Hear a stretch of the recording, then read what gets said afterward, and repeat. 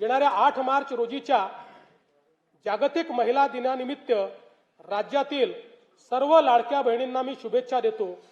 मुख्यमंत्री माझी लाडकी बहीण ही योजना अशीच सुरू राहणार आहे व या योजनेकरता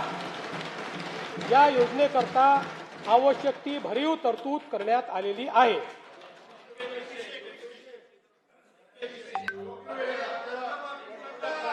काळजी करू नका, तुमच्या मनातली एक एक गोष्ट आम्हीच पूर्ण करतोय, आम्हीच करत राहणार आहे।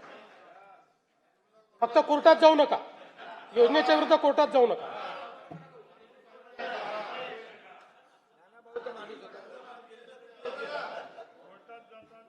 सध्या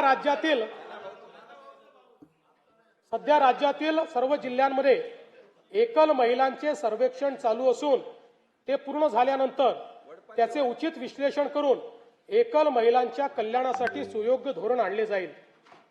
महाराष्ट्र ग्रामीण जीवनोन्नती अभियानाअंतर्गत आतापर्यंत सुमारे 37 लाख लखपती दीदी झाल्या आहेत।